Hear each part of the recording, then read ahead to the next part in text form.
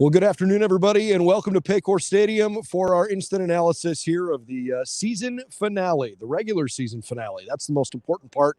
Season 1 is over. Season 2 is just about to get started officially next weekend. Brendan Gulick and Anthony Moeglin with you, part of our coverage on BrownsDigest here on the Fan Nation Network with the SI Media Group.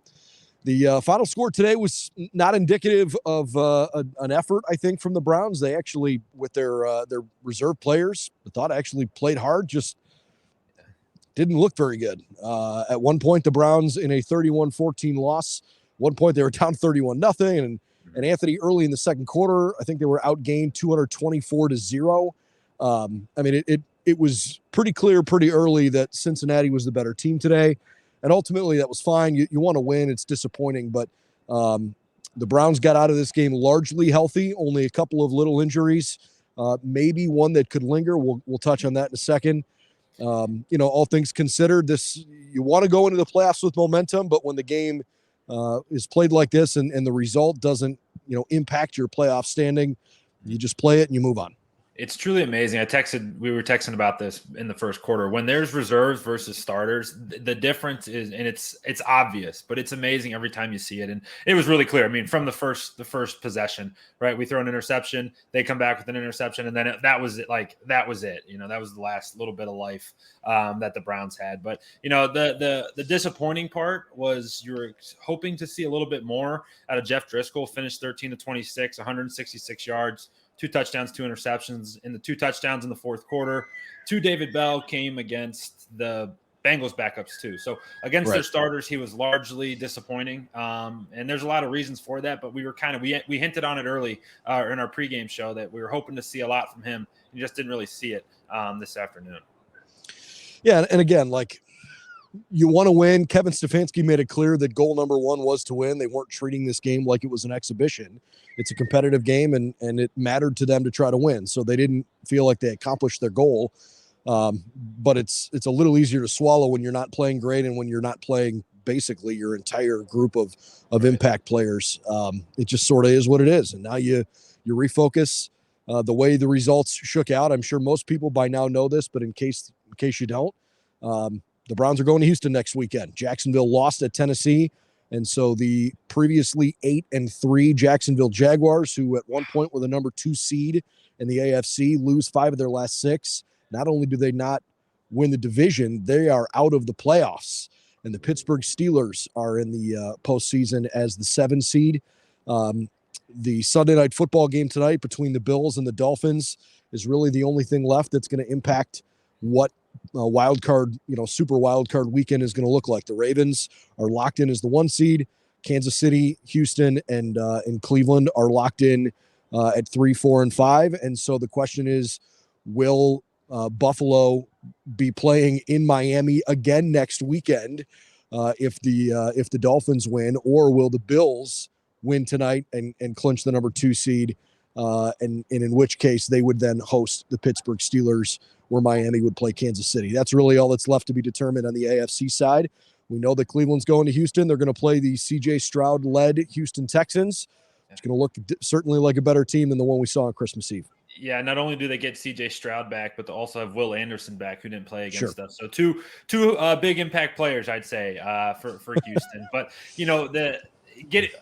besides all of that stuff, it's amazing the last 3 weeks. You go back 3 weeks from now, Pittsburgh was on the outside looking in. I think they had like a 10% chance to get in the playoffs. And Jacksonville was pretty much, you're expecting them to win their division, at least get a playoff shot. But, it's just amazing how, some teams, you just go to take care of business, win the games in front of you, and then let the rest sort itself out. And you see that in 2 different ways. The Jacksonville Jaguars just falling off the cliff, and Pittsburgh just continuing to win, find different gritty ways to win football games. They're going to find themselves playing next week. It's amazing.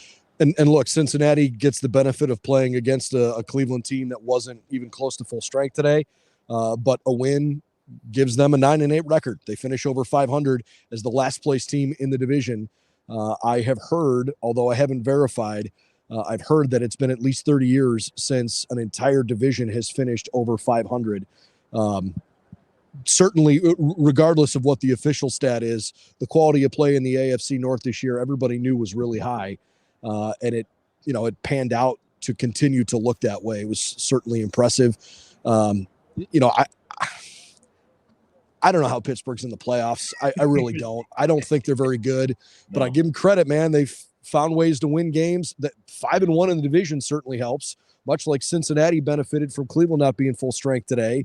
Pittsburgh played a Baltimore team yesterday that also had nothing to play for because they were the number 1 seed and were going to host as long as they won games. So give Pittsburgh credit, and I guess we'll see what happens. Absolutely. I would add to that stat you were saying about the AFC North. Now, this is from NFL on CBS, so credible source there.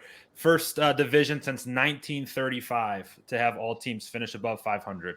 1935? So we'll have to check on that. It's from NFL CBS on Twitter. I'm sure if they're putting it out, then I'm sure that's accurate. I had heard it was 30 years. 1935 is wild. Wild. Almost wild a century. Amazing. Wow. Amazing. Browns will finish 11-6, Steelers 10-7. Obviously, the Ravens are 13-4, and the Bengals at 9-8. And beyond that, go back to the Jaguars season. You said how they finished 1-5. They were a lock. They had 3 losses before they played a stretch of Cincinnati, Cleveland, Baltimore. Lose all 3 of those games. Their team's broken, and they end up missing the playoffs. Just amazing. This division this year was truly incredible, and it's amazing what the Browns were able to do. You come out of it, you're the 5th seed. Now I want to get your opinion on this, and this is something that kind of goes to the rest versus rust conversation.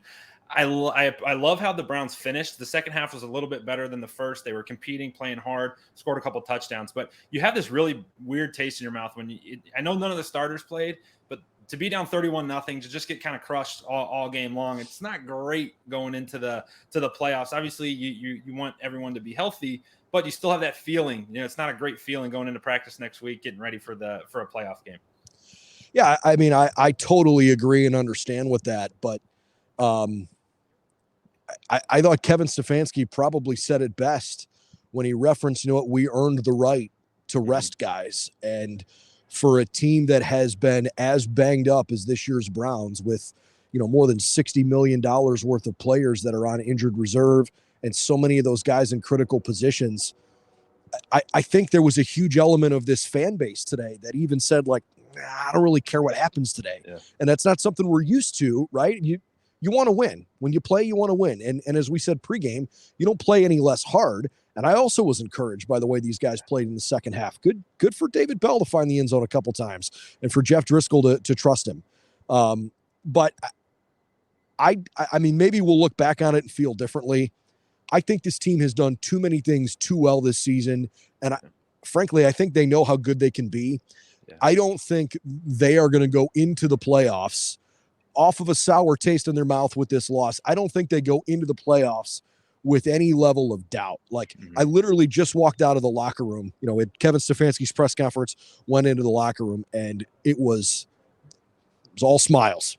There were several players talking, hey, it's time for the playoffs. We're ready. Obo Okoronkwo was saying how grateful he is to have a chance to go back down to Houston and play in front of some family and friends because he wasn't able to play the last time that the Browns played the Texans. That was anything but a locker room that came off of a loss that wasn't particularly competitive. So I have no reason to believe that these guys are going to, lose it at all going into next week. I don't think that's the case with this group. I love it. And listening just after the game, just some commentary. I know this Texans offense is going to look much different with C.J. Stroud leading the way and Nico Collins being back, and he's obviously explosive. But the Browns offense a couple of weeks ago or on Christmas Eve down there was pretty darn good themselves. Amari Cooper set the record. Joe Flacco was fantastic. So there's a lot of good things to kind of have circled because we went down there on offense, played amazing in the defense. Yes, they were down a bunch of guys, played very, very good. Their challenge is going to be a lot different, but there's no reason to believe that, Browns can't go down to Houston and take care of business against that good team. But it's exciting, man. It's exciting to talk playoffs, and it's exciting when Cleveland's involved in the conversation. So Kevin Stefanski was asked about if there was any sort of resolution to his backup quarterback situation going into the playoffs after what he saw today. And he really wouldn't answer the question. As someone who played quarterback collegiately, I'm curious, did you see enough from Jeff Driscoll today, recognizing that the offensive line isn't what it usually is? Njoku wasn't on the field. Cooper's not on the field. Jerome Ford barely played. Did you see enough from Jeff Driscoll for you to feel comfortable that if he's the backup quarterback, that it's not going to be a big deal. It's really tough because he came in this week, like he met a bunch of guys for the first time this week, so it's really hard. He didn't look comfortable at all. Like from the start, he's staring receivers down. The interceptions, he could have had 4 or 5 of them. The ball's bouncing around just on bad decisions. I personally saw enough to go in the other direction and be like, hey, this is too much, and it's like this is a little too much, a little too quickly. And you think, hey, PJ Walker's at least been here. He knows the guys, he knows the system, he's comfortable around these guys. And if you're in a pinch, right, if you lose Flacco, that's going to be an uphill battle regardless. But if you do get to there, I think go with a guy who's been there. And that's at least my opinion from just what we saw today from Jeff Driscoll. Well, let's just hope that's not a conversation we need to even entertain as we get ready for postseason football. The reality is we could see this team play one more game. We could see them play another, month and a half. It's pretty fun to be, on the precipice here of starting a playoff run.